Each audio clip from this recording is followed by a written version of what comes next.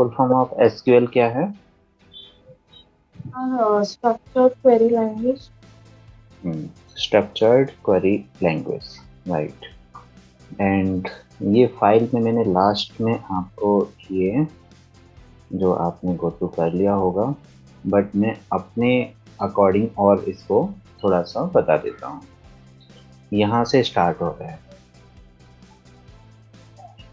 DBMS, RDBMS, database management system, relational database management system. बस इसमें as a hint आपको ये याद रखना है, जो भी means database is a collection of DBMS is a collection of tables, sorry, databases. Okay, तो DBMS is a system which manage the databases. अब databases के अंदर जो tables होती हैं, अगर उनमें relationship है तो वो आ जाएगा RDBMS के अंदर, और relationship नहीं है तो वो होगा DBMS। तो इसमें RDBMS एंड DBMS में कोई कंफ्यूजन है तो आप मुझे बता सकते हो। यहाँ पर टेबल का जो कलेक्शन होगा उनके बीच में कोई रिलेशनशिप नहीं होगी, यहाँ टेबल का कलेक्शन होगा वहां पर रिलेशनशिप होगी, ओनली आर का डिफरेंस है।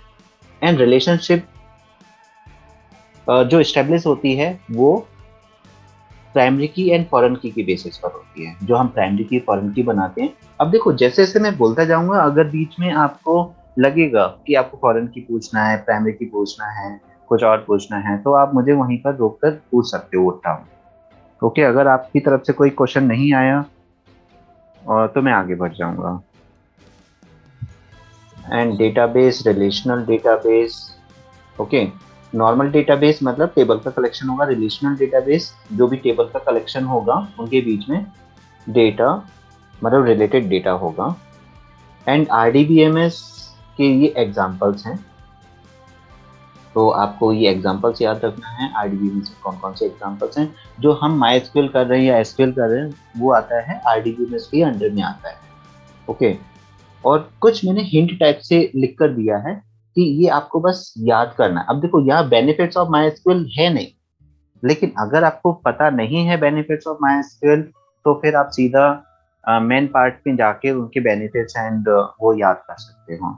वैसे नॉर्मल बेनिफिट्स में आपका डेटा पर क्वेरी करना आ जाएगा, querying the data, display the data, insertion the data, we can manage the data, we can just store the data, या we can produce the result on the data। ये सब क्या आ जाएगा with the help of MySQL। तो ये सब benefits के अंदर में आ जाएंगे, और यही सेम बेनिफिट्स आप DBMS में रख सकते हो, RDBMS में रख सकते हो, MySQL में रख सकते हो। सब में सेम बेनिफिट्स आएंगे, बस एक एक बेनिफिट को छोड़कर। अगर मैं एक बेनिफिट देता हूँ कि it haves to relate the tables, वो केवल MySQL एंड RDBMS में आएगा, DBMS में रिलेशनशिप नहीं आएगी। बाकी की ऑल जो बेनिफिट्स हैं सब सेम है दोनों में। फिर जैसे वाइल्ड कार्ड कैरेक्टर जो मैंने आपको क्लास में बोला था नहीं आया था, मैंने यहाँ पर हाईलाइट किया है। Wild card characters underscore and percent are wild card characters. Char varchar में डिफरेंस ये है कि अगर आप कैर में 20 लेते हो, वेर कैर में 20 लेते हो, और आपने दोनों में अमन एंटर किया, तो यहाँ पर 5 कैरेक्टर्स हैं, still it will take 20 character, मतलब 5 कैरेक्टर्स के लिए भी वो 20 कैरेक्टर्स लेगा। एंड यहाँ ओनली वो 5 कैरेक्टर्स लेगा, रिमेनिंग कैरेक्टर्स में नल या वो स्पेस को रिलीज कर देगा। ये कैर और वेर कैर में डिफरेंस है, that's why we prefer varchar. अगर वो ये भी पूछते हैं why do we prefer varchar, because जो भी हम मैक्सिमम साइज लेते हैं और एक्चुअल जब हम वैल्यू फिलअप करते हैं तो रिमेनिंग मेमोरी को ये क्या करता है, फ्री कर देता है। ओके, एंड फिर इसमें रिलेशनल डेटा मॉडल में आपको ये कुछ पॉइंट्स आएंगे रिलेशनल डेटा मॉडल्स के, जिसमें आपका अलग अलग मॉडल्स हैं वो याद करना है। वो थियोरी में आपको बुक से मिल जाएंगे। थ्योरी पर मतलब मैंने यहाँ पर ज़्यादा फोकस नहीं किया है। थ्योरी में ये है कि आप जो भी पढ़ते हो उसमें अगर आप कुछ भी 2-3 लाइन्स लिख देते हो उससे related, not as it is, उसे रटना नहीं है। थ्योरी में आप कुछ भी लिखोगे मार्क्स मिलने की पॉसिबिलिटी होती है। ओके, ब्लैंक छोड़ोगे तो कहीं पर भी मार्क्स नहीं मिलेंगे। लेकिन पॉइंट ये है कि अगर आप कोई स्टेटमेंट लिख रहे हो, कमांड लिख रहे हो, और वो गलत हो गई, तो मार्क्स नहीं मिलेंगे। लेकिन अगर आप थ्योरी लिख रहे हो, थ्योरी में तो गलत का कोई चांस होता ही नहीं है, क्योंकि कुछ तो याद रहेगा ही आपको। सपोज आप आरडीबीएमएस एक्सप्लेन कर रहे हो, डीबीएमएस एक्सप्लेन कर रहे हो, और भी कुछ ऐसी चीज है जो थ्योरी से रिलेटेड एक्सप्लेन कर रहे हो, तो उसमें ये है कि अलग अलग एंगल्स होते हैं एक्सप्लेन करने के, तो ज़्यादातर वो रॉन्ग में जाता नहीं है। और कमांड्स में की पॉइंट्स देखे जाते हैं, अंडरस्कोर की जगह परसेंट लगा दिया, या फ्रॉम की जगह पर फॉर लगा दिया, है ना, सेट कीवर्ड की जगह पर सेट कीवर्ड लगाया ही नहीं, तो वहाँ पर एरर आ जाता है। तो वो परफेक्टली टीचर चेक करते हैं, इसलिए थ्योरी को थोड़ा सा पढ़ के रखना है। एंड आपको ये जो टर्म्स हैं वो याद रखना है। जो ये टर्म है ना, टेबल, जैसे टेबल टर्म माइंड में आता है सब कुछ याद आ जाता है, बट टेबल की जगह पर रिलेशन आएगा, आपको याद रखना है टेबल को ही रिलेशन बोलते हैं। वैसे मैं पूछूंगा how many columns in this relation, अगर मैंने बोला how many columns in the relation, इसका मतलब how many column in the table. तो in the term of MySQL we say relation of a table, table को मतलब टेबल को ही रिलेशन बोलते हैं, नॉट ऑफ अ टेबल। तो नॉर्मली पॉइंट बस इसमें ये आ जाएगा कि टेबल को आपको याद रखना है कि उसे हम रिलेशन भी बोलते हैं। थोड़ा अजीब है बट आपको याद रखना है, टेबल को ही रिलेशन बोलते हैं। ऐसे ही रोज को टपल्स बोलते हैं, रिकॉर्ड्स बोलते हैं, रोज को ही tuple and records. And columns की अगर बात आती है तो उसमें फील्ड्स एंड एट्रीब्यूट्स, वो बोल सकते हैं how many attributes in the column, sorry in the table, how many fields in the table, how many columns in the table. Column and rows हमारा मतलब काफी पॉपुलर है, तो उसमें प्रॉब्लम नहीं आती। टपल एंड एट्रीब्यूट और फील्ड में आप कंफ्यूज हो सकते हो, तो यहाँ पर ये कंफ्यूजन, अब जिस बच्चे का जितना वो वीक है उसको उसके अकॉर्डिंग ध्यान में रखना है कि किसका कितना वीक है। ओके, क्योंकि सबका अपना अपना अलग अलग सिनेरियो है। किसी का ये पॉइंट, जो भी मैं अगर सपोज 10 पॉइंट्स बताया है जो आपके मार्क्स कट होते हैं, अर्चना का मार्क्स कहीं और कट हुआ है, स्वाति का मार्क्स कहीं और कट हुआ है, आरुष का कहीं और, रिया का कहीं और, बट मार्क्स तो कट हो रहे हैं, तो सबके जो वीक पॉइंट्स है सब अलग अलग हैं। मैं यहाँ पर एक कॉमन सिनेरियो बता रहा हूँ, तो अपने अपने वीक पॉइंट को रिलेट करते जाना है, और जहाँ पर आपको लगेगा लिखना है वहाँ पर लिख भी लेना। मतलब पेन पेंसिल और एक नोटबुक ले लीजिए, वहाँ पर की पॉइंट्स आप ये लिख सकते हैं, वैसे तो यहाँ लिखा है, लेकिन थोड़ा सा भी अलग से अगर कुछ नोट डाउन करना है तो वो कर सकते हो। यहाँ पर प्राइमरी की, कैंडिडेट की, ऑल्टरनेट की, फॉरेन की। एक बार और मैं एक्सप्लेन कर देता हूँ ये तीनों को, कि सपोज आपके पास एक अकाउंट नंबर है, एक पेन नंबर है, एज, एड्रेस, रोल नंबर और वोटर आईडी कार्ड। तो यहाँ पर हमें कैंडिडेट की, प्राइमरी की, ऑल्टरनेट की, ये तीनों की जो कीज हैं उसमें यूनिक वैल्यूज को चेक किया जाता है। सबसे पहले हमें कैंडिडेट सेलेक्ट करना होता है। कैंडिडेट का मतलब है यूनिक होना चाहिए, जो भी डेटा है वो यूनिक होना चाहिए। अकाउंट नंबर में यूनिक जाएगा, पेन नंबर में यूनिक जाएगा, रोल नंबर में यूनिक जाएगा, वोटर आईडी में यूनिक जाएगा। तो ये जो 4 कीज हैं ये तो हो गए कौन से, कैंडिडेट कीज, ये कैंडिडेट सेलेक्ट हो गए। कैंडिडेट, इन कैंडिडेट कीज में से एक को हमें प्राइमरी की बनाना होता है। सपोज आपने, मैं फर्स्ट कोई नहीं बना रहा हूं, कोई भी बना सकते हो, आपने सपोज रोल नंबर को प्राइमरी की बना दिया, आपने रोल नंबर को प्राइमरी की बना दिया, रोल नंबर जो है प्राइमरी की बन गया। तो जो रिमेनिंग कीज हैं like account number, PAN number और वोटर आईडी, ये आपका हो जाएगा ऑल्टरनेट। अब बचा एज एंड एड्रेस। एज और एड्रेस किसी भी की के अंडर में नहीं आएगा, वो नॉर्मल की है, मतलब नॉर्मल कॉलम्स है। तो हमने क्या सीखा कि जो भी आपकी कैंडिडेट की, सबसे पहले हमें ये देखना होता है how many columns have unique values. जो भी कॉलम्स यूनिक वैल्यू रिप्रेजेंट कर रहे हैं वो तो सब हो जाएंगी कैंडिडेट कीज, उनके बाद जो भी इसमें ये आएगा इनमें से एक प्राइमरी की बना देंगे, जैसे रोल नंबर हमने प्राइमरी की बना दिया। Remaining unique keys are called alternate keys. ये तो हो गया short description. What about foreign key? एक टेबल में सपोज आपके पास एक टेबल है T1, इसमें रोल नंबर है एंड अदर कॉलम्स हैं। मैं थोड़ा फास्ट बताऊंगा। और यहाँ पर T2 है, इसके अंदर भी रोल नंबर है और अदर कॉलम्स हैं। ओके, बस एक कॉलम मैच करेगा, रोल नंबर। ओके, तो यहाँ पर ये अगर प्राइमरी की है मेन टेबल में, मतलब अगर ये मास्टर टेबल है, मेन टेबल में जो यूनिक वैल्यूज होती हैं जिस कॉलम में, वो प्राइमरी की होता है। और इसी का रिलेट करते हुए अगर मैंने यहाँ पर इसे फॉरेन की बनाया है एफ के, तो इसका फायदा क्या होता है?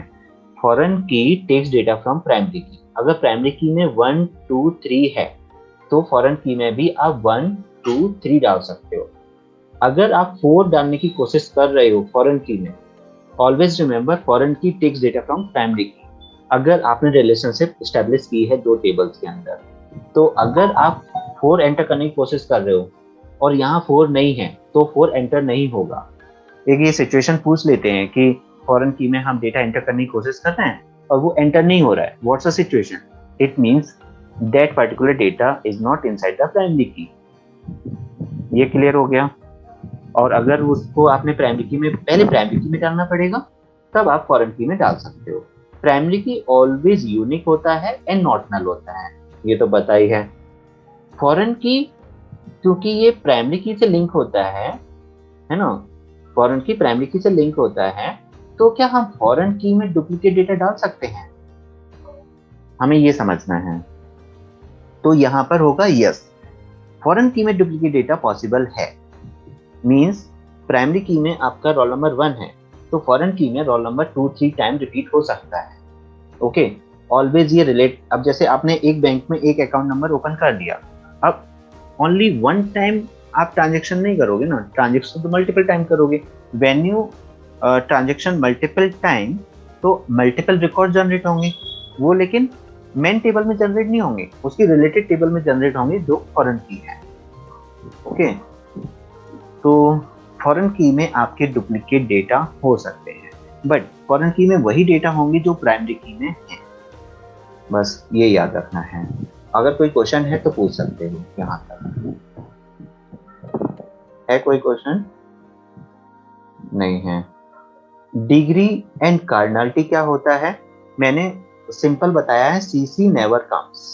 आपका C और C नहीं आएगा, मतलब कार्डिनलिटी कॉलम नहीं होगा। तो कार्डिनलिटी कॉलम नहीं होगा तो कार्डिनलिटी हमेशा रो होगा, और कार्डिनलिटी अगर रो है तो जो डिग्री है वो कॉलम हो जाएगा। बस, total number of column, total number of rose. Domain and view एक डेफिनेशन है, याद कर लेना उसे।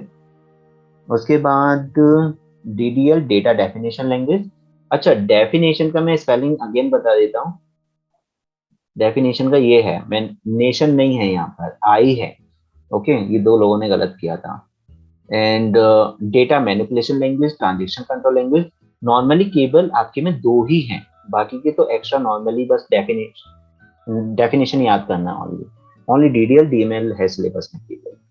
कंस्ट्रेंट्स जो मैंने पूछा था कल की क्लास में, तो कंस्ट्रेंट्स के नाम याद नहीं आ रहे थे, या फिर समथिंग वो कुछ और क्वेश्चन था। तो कंस्ट्रेंट्स में primary key, foreign key, unique, normal, default, check, enum, set. अब देखो, चेक में कंफ्यूजन हो जाता है समटाइम्स, या डिफॉल्ट में कंफ्यूजन हो जाता है। आई think so primary key, foreign key, unique and not null में कोई कंफ्यूजन नहीं। ओके, और प्राइमरी की, फॉरेन की तो मैंने अभी अभी बता ही दिया। यूनिक में आप डुप्लीकेट वैल्यू नहीं एंटर कर सकते हो, प्राइमरी की में भी एंटर नहीं कर सकते। तो दोनों में डिफरेंस क्या होगा? दोनों में डिफरेंस ये होगा, यूनिक में आप नल वैल्यूज एंटर कर सकते हो, और वो भी मल्टीपल, ओनली 1 नल वैल्यू नहीं। मैं पहले काफी लेंथी कन्वर्सेशन में कर चुका हूँ इस पर डिपेंडेंट।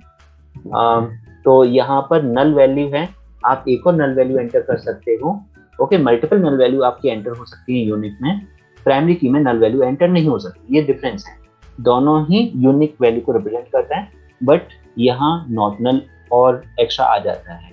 यहाँ आप नल वैल्यू एंटर कर सकते हो। नॉट नल एंड प्राइमरी की में डिफरेंस, तो नॉट नल में आप डुप्लीकेट वैल्यू डाल सकते हो, बस खाली नहीं छोड़ सकते हैं। आप डुप्लीकेट वैल्यू डाल सकते हो, खाली नहीं छोड़ सकते नॉट नल में, बट यहाँ पर आप ब्लैंक नहीं छोड़ सकते हो और डुप्लीकेट वैल्यू नहीं डाल सकते हो। और नॉट नल एंड यूनिक में आप ब्लैंक छोड़ सकते हो। और अभी ये डिफरेंस समझ में आ रहा होगा, नॉट नल यूनिक में क्या होगा, यूनिक प्राइमरी की में क्या होगा, प्राइमरी की नॉट नल में क्या होगा। ओके, एंड डिफॉल्ट में जो भी हम वैल्यू सेट करते हैं, तो जब हम उस कॉलम में वैल्यू नहीं एंटर करते हैं तो नल की बाय डिफॉल्ट नल वैल्यू आती है। अगर हमने डिफॉल्ट क्लॉज नहीं लगाया है, डिफॉल्ट कंस्ट्रेंट सेट नहीं किया है, तो डिफॉल्ट कंस्ट्रेंट अगर हमने सेट किया है, सपोज एक नेम है उसमें हमने एक्स वाई जेड सेट कर दिया है, तो अगर आप वो नेम के अंदर वैल्यू एंटर नहीं करते हो तो एक्स वाई जेड आ जाएगा। कोई सैलरी है उसमें डिफॉल्ट वैल्यू हमने 0 सेट किया है या 10,000 सेट किया है, अगर मैं वैल्यू डालना भूल जाता हूँ तो 10,000 ऑटोमेटिकली वहां पर आ जाएगा। ये डिफॉल्ट का काम है। चेक का काम एक यूजर डिफाइंड कंडीशन लगाना है कि मैं चाहता हूं कि जो सैलरी का फील्ड है, जो एक सैलरी फील्ड है, वो सैलरी हमेशा 10,000 से ऊपर का ही एंटर होना चाहिए। गलती से 1000 और 100 एंटर ना हो जाए, नहीं तो एम्प्लॉय को फिर 100, गलती से अगर हमने एक जीरो मिस कर दिया, 2 जीरो मिस कर दिया, तो उसे 100 रुपीज थोड़ी ना मिलेंगे। तो हमने एक पहले से कंस्ट्रेंट लगा के रखा कि अगर गलती हो भी जाती है तो गलती से भी गलती ना हो, सिंपल पॉइंट ये है। तो अगर मैंने ये कंस्ट्रेंट लगा के रखा है, यूजर डिफाइंड कंडीशंस बनाने के लिए we use check constraint. If we want to make a user defined condition, कोई भी कंडीशन, तो आप चेक से लगा सकते हो। फिर प्रॉब्लम आ जाती है इनम एंड सेट, जो कि बहुत कम चांस है आने के, बट अगर हम 2 मिनट में वो चीज टॉपिक खत्म हो सकता है तो कर लेना चाहिए। अगर भले ही वो थोड़ा सा आउट ऑफ सिलेबस हो या फिर आ भी सकता है, नहीं भी आ सकता है, तो ये एनसीईआरटी में नहीं है, सुमिता अरोड़ा में है। एंड तो इसमें से हमेशा याद रखो, यहाँ पर हम दोनों के केस में कुछ वैल्यू स्पेसिफाई कर देते हैं। जो वैल्यूज हम स्पेसिफाई करेंगे केवल वही डेटा आप एंटर कर सकते हो, और एक्स्ट्रा डेटा आप एंटर नहीं कर सकते हो। लेकिन दोनों में कंडीशन ये है कि किसी एक में मल्टीपल सिलेक्शन होता है और किसी एक में सिंगल सिलेक्शन होता है। तो सेट नाम से ही क्लियर है, यहाँ पर मल्टीपल सिलेक्शन होगा। मल्टीपल सिलेक्शन मतलब multiple data, not selection, data भी बोल सकते हो आप। You can choose multiple data. Suppose आपने हॉबीज का एक कॉलम बनाया, उसमें सेट लगा दिया, हॉबीज सेट, और उसके अंदर मल्टीपल हॉबीज आ गई, तो जो भी आपने हॉबीज यूज की हैं वही हॉबीज आप एंटर कर सकते हो। लेकिन multiple hobbies you can able to check set. और इनम में आप जेंडर सिलेक्शन ले सकते हो, मेल और फीमेल, तो चाहकर भी आप दो वैल्यूज एंटर नहीं कर पाओगे वहां पर, मेल फीमेल, केवल एक ही एंटर होगा वहां पर। तो इनम सेलेक्ट्स वन और set select multiple from given choices. ऐसा नहीं, कोई भी जो भी आपने वैल्यू एंटर की है वो मेरे एग्जांपल्स में आपने देखा होगा। बस कंफ्यूजन कैसे रिमूव करना है कि किस में मल्टीपल आएगा। सपोज आपने इनम में मल्टीपल कर दिया, सेट में 1 कर दिया, वो गलत हो जाएगा। तो नाम से क्लियर है, सेट सिंगल वैल्यू से तो बनता नहीं, सेट बनता है मल्टीपल वैल्यू से। तो सेट में मल्टीपल वैल्यू सिलेक्शन होगा, एक क्लियर हो गया तो दूसरा अपने आप ही क्लियर हो जाएगा। या एग्जाम में केवल इनम आया, सेट आया ही नहीं, तो आप अपने माइंड से सेट लगाओ वहां पर और चेक करो। जब इनम की जगह सेट होता तो मल्टीपल वैल्यूज आता, इसका मतलब इनम में सिंगल वैल्यू। मतलब क्रॉस चेकिंग, क्रॉस चेकिंग हमेशा अलग तरीके से करनी है आपको। कंपोजिट की प्राइमरी की, ये है थोड़ा सा, मतलब यहाँ पर थोड़ा टाइम लग रहा है, बट ये इंपॉर्टेंट पॉइंट भी है। प्राइमरी की एंड कंपोजिट की, ये की क्या होती है, ये है सबसे मतलब डेंजर पॉइंट, जो मतलब माइंड में बहुत टेंशन क्रिएट कर देता है। तो अभी मैं पूछूंगा नहीं किसी से, क्योंकि एक एक करके पूछूंगा तो फिर वही प्रॉब्लम। अभी मैं सीधा बता ही देता हूँ। नॉर्मली प्राइमरी की के बारे में हमारी बात आती है कि we can make one primary key in one table. You have P1 table and C1, C2, C3, C4 columns हैं। In one column you can set one primary key only. You can't set two primary key in two columns, three columns. ये एक rule है। But composite key का meaning क्या है? When we set one primary key more then one column. अगर आपने ये 2 columns पर एक प्राइमरी की सेट कर दिया, ओके, तो ये कंपोजिट की है। अब यहाँ कन्वर्सेशन बढ़ जाता है। जो आपके माइंड में आ रहा होगा मैं ही बोल देता हूँ कि जब 2 कॉलम्स पर एक प्राइमरी की, कहने में आ रहा है कि 2 कॉलम्स पर एक प्राइमरी की सेट कर रहे हैं, बट इन शॉर्ट C1 और C2 दोनों कॉलम्स पर प्राइमरी की सेट हो गया, तो 2 प्राइमरी की हो गई। अगर दूसरे पॉइंट ऑफ व्यू से, तो ये एक फाइटिंग पॉइंट बन जाता है, कन्वर्सेशन पॉइंट बन जाता है, ओके, डिबेट का पॉइंट बन जाता है। कुछ भी बोल सकते हैं कि नहीं सर, हमें तो ऐसा लग रहा है कि दोनों पर प्राइमरी की है, C1 पर भी C2 पर भी है, ओके। बट आपको ये समझना पड़ेगा कि 2 कॉलम्स पर एक प्राइमरी की अगर सेट हो रहा है, लैंग्वेज में देखना पड़ेगा वो क्या बोल रहे हैं, ओके। वो बोल रहे हैं कि मिस्टर मेहता सेट्स 2 प्राइमरी की on C1 and C2 columns, या primary key in C1 and C2 column, तो इज इट पॉसिबल और नॉट? तो हम बोल देंगे नो। अगर वो बोलते हैं कि in a group C1 and C2 we make a group C1 C2 and we set one primary key in C1 C2, and which type of primary key is there, and is it possible or not to set that particular primary key? Yes, it is possible, and it is also called composite primary key. तो and then add करना भी अलग अलग है, उससे भी आपको थोड़ा समझ में आएगा कि जब हम टेबल बनाते हैं, क्रिएट टेबल T1, थोड़ा स्पेलिंग में ध्यान नहीं दे रहा हूँ उसमें, C1 एंड PK, और यहाँ पर भी मैं शॉर्ट में लिख रहा हूँ, पूरा प्राइमरी की नहीं लिख रहा हूँ, ओके। बस इसका गलत इंटरप्रिटेशन मत कर लेना, हाँ, एग्जाम में भी प्राइमरी की लिख दो। अगर आप ऐसा लिखते हो तो ये गलत माना जाएगा, क्योंकि यहाँ पर आप 2 टाइम प्राइमरी की का नाम यूज कर रहे हो, तो यहाँ पर डायरेक्टली 2 प्राइमरी की बन रहे हैं, तो दैट इज टोटली रॉन्ग। अब इसका सही वर्जन क्या होगा कि आप प्राइमरी की सेट ही मत करो, और जब टेबल का एंड आएगा, एंड में आपको लिखना है, आपने लिखा C4 इंट, उसके बाद जो जगह बचती है वहां पर आपको थोड़ा स्पेस देकर या उसके नीचे आपको लिखना है प्राइमरी की। जब आप 2 कॉलम्स बनाने वाले हो, प्राइमरी की ब्रैकेट के अंदर C1, C2, ऐसे ग्रुपिंग करना पड़ेगा आपको, देन इट इज पॉसिबल। अगर सिंगल कॉलम पर प्राइमरी की है तो उसके सामने आपने प्राइमरी की लिख दिया, चलेगा। लेकिन अगर 2 कॉलम से प्राइमरी की बना रहे हो, तो प्राइमरी की ब्रैकेट के अंदर C1 C2। सेम आप ऑल्टर के साथ कर सकते हो, alter table T1 add primary की C1, C2, तो ये भी पॉसिबल है ऐसे, ओके। और प्राइमरी की को अगर ऐड करना है तो ऐड ही लगेगा, ये C1 C2 ऑलरेडी हैं, ये कंफ्यूजन हो जाता है कभी कभी कि C1 C2 है तो मॉडिफाई आना चाहिए, ऐड से तो कॉलम ऐड हो जाता है, C1 C2 ऑलरेडी देयर, तो यहाँ एक कंफ्यूजिंग पॉइंट आ जाता है, डू वी यूज ऐड और मॉडिफाई? तो we need to use add, भले ही कॉलम C1 C2 है, because we are adding a primary key को ऐड करने के लिए we always use add clause.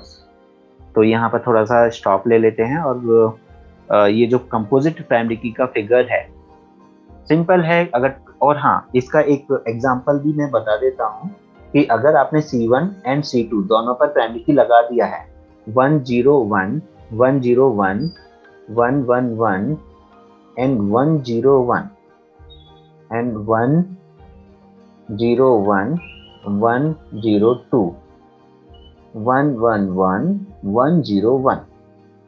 अब इसमें कौन सी एंट्री गलत है वो मुझे बताइए,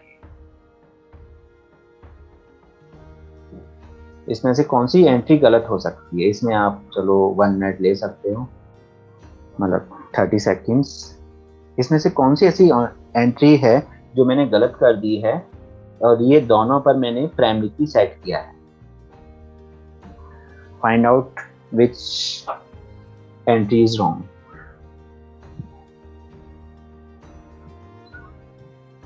ओके, एक मैसेज आया 4th 1, तो रिया का आंसर है 4th 1। तो 4th 1 रॉन्ग है बिकॉज ये कॉम्बिनेशन में it is already there here, बाकी का ये रिपीट हो रहा है बट कॉम्बिनेशन में it is not repeating. Combination में देखना पड़ेगा आपको 101 101 इज इट देयर, 101 101 कहीं पर भी नहीं है। तो ये पॉसिबल है, ये भी पॉसिबल है, ये भी पॉसिबल है। भले ही यहाँ पर देखो यहाँ डुप्लीकेट हो रहा है बट पेयरिंग के बेसिस पर डुप्लीकेट नहीं है। तो कंपोजिट प्राइमरी की का ये मीनिंग होता है कंपोजिट प्राइमरी की। तो ये रॉन्ग माना जाएगा, दोनों पेयरिंग वैल्यू, दोनों पेयर एक जैसे हो गए तभी रॉन्ग जाएगा। तो यहाँ पर किसी को क्वेश्चन है तो पूछ सकता है, मैं दोबारा बता दूंगा क्योंकि ये पॉइंट ऐसा है जो थोड़ा सा आगे एंड अगेन एक्सप्लेन करना पड़ता है। क्लियर है, आगे बढ़े। ओके, तो कंपोजिट प्राइमरी की एंड ये हो गया। कमिट से डेटा सेव हो जाता है। सेट ऑटो कमिट, ये सेट ऑटो कमिट हमेशा ऑन रहता है, इसे ऑफ कर सकते हो।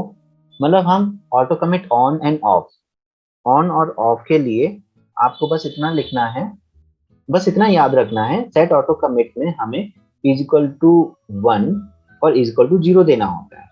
1 का मतलब है ऑन और इसका मतलब है ऑफ।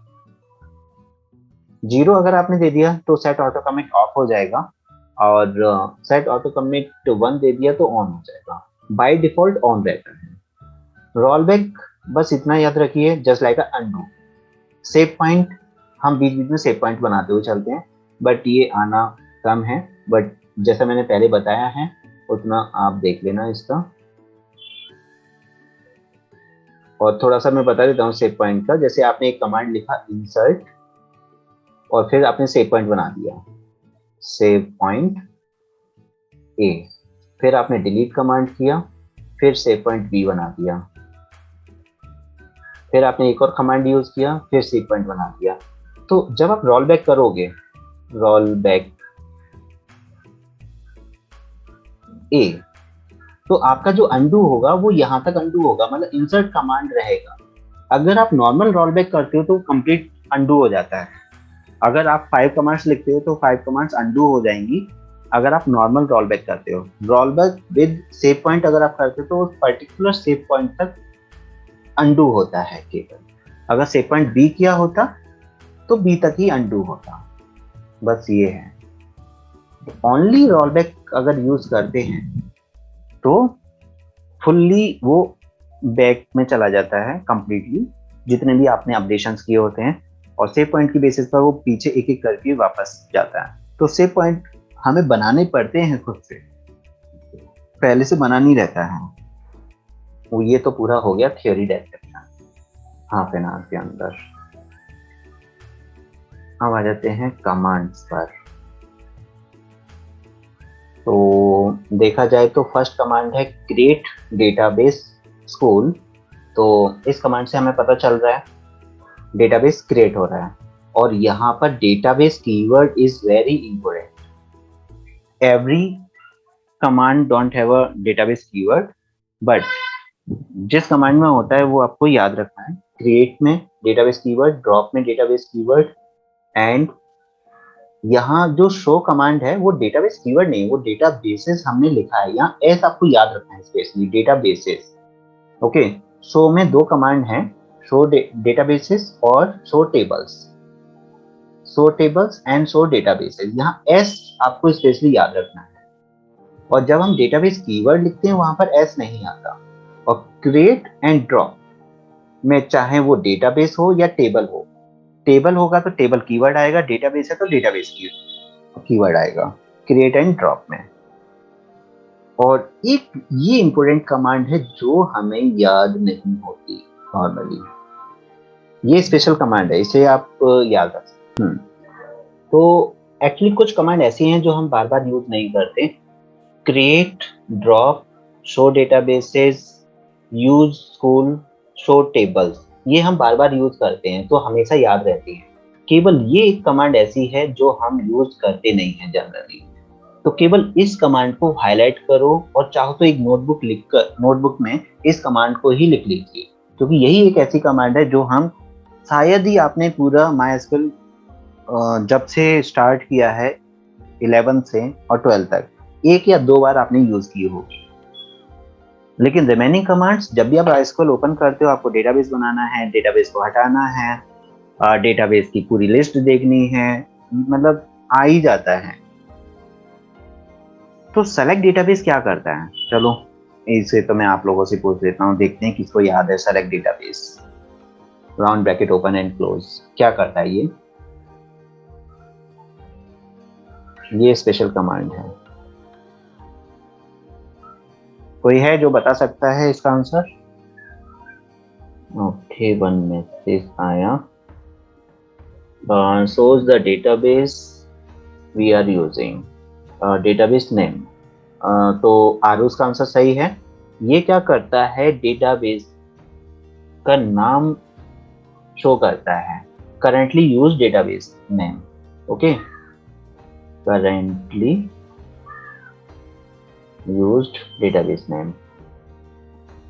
जैसे एक्चुअली क्या हो रहा है, इसकी जरूरत क्या पड़, अभी हमारी लाइफ में तो जरूरत नहीं पड़ती क्योंकि एज ए स्टूडेंट लाइफ है, थोड़ा बहुत हम कर रहे हैं, लेकिन कंपनी लाइफ में जरूरत पड़ती है कि अब भी सपोज वो 5-6 डेटाबेसेस पे काम कर रहे हैं, सडनली वो भूल गए कि करेंटली वो किस डेटाबेस पे काम कर रहे हैं, तो क्या करेंगे, सेलेक्ट डेटाबेस लगाएंगे कमांड और उन्हें पता चल जाएगा कि D1 D2 D3 D4 किस डेटाबेस पर काम कर रहे हैं।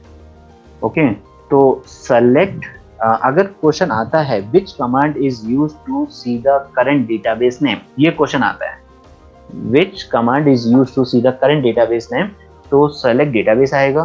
विच command is used to show the all database name, तो शो डेटाबेसेस आ जाएगा। एंड शो टेबल्स पता ही है कब आएगा, और क्रिएट एंड ड्रॉप भी पता है। तो ये हाईलाइट करके रखो, आप एक जगह पर लिख लीजिए इसे, क्योंकि यही एक कमांड है जिसे आप भूल सकते हो।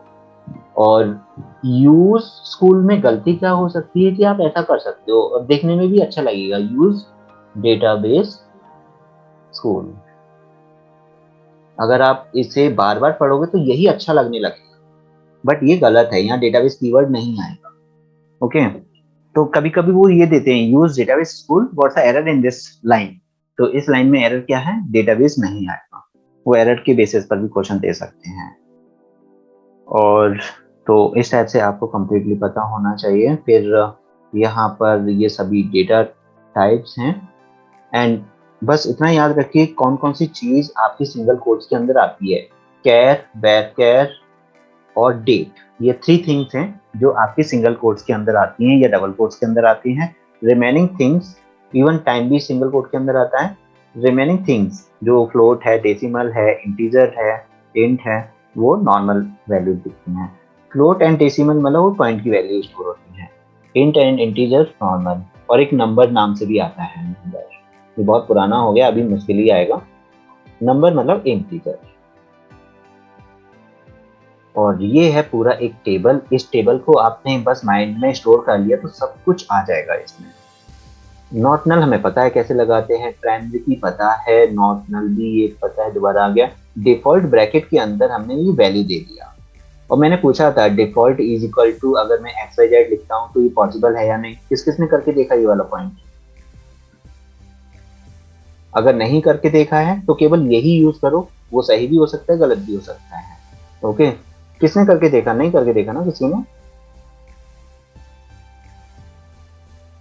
यूज दिस वन अगर नहीं देखा है तो। एंड इनम में हमने बताया 2 वैल्यूज, मेल और फीमेल, तो it will select only 1। Set में हमने बताया म्यूजिक, मूवी, रीडिंग, गेम्स, तो इसमें से आप 2 और 3 या 4 वैल्यूज फिल कर सकते हो, बट ये 4 जो वैल्यूज दी हैं इन्हीं में से फिल होगा। आपका कोई नया हॉबी है वो एंटर नहीं होगा। एंड यूनिक में यूनिक वैल्यूज एंटर होंगी, और यहाँ पर check balance greater than equal to 500, ये हमें दे दिया। और यहाँ पर एक इंडेक्स बनाया गया है, एक्चुअली एक इंडेक्स नाम से भी यहाँ पर क्रिएट है, लेकिन इंडेक्स आपके में है ही नहीं, तो इसे आप स्किप कर सकते हो। ओके, यहाँ पर एक और टेबल है ट्रांजेक्शन, ये है बैंक टेबल और ये है ट्रांजेक्शन टेबल। फॉरेन की कैसे बनाते हैं वो याद रख लीजिए, बाई चांस आ गया तो। फॉरेन की बनाना बहुत सिंपल है। प्राइमरी की बनाने के लिए हमें प्राइमरी की लिखना होता है, फॉरेन की बनाने के लिए हमें फॉरेन की नहीं लिखना होता। पहला पॉइंट तो ये कि आपको पता नहीं कैसे करते हैं, बस फॉरेन की लिख दिया, ऐसा नहीं करते हैं। इस टेबल में ये जो अकाउंट नंबर है, अकाउंट नंबर और ये अकाउंट नंबर, ओके, इन दोनों नंबर्स को हमें रिलेट करना है।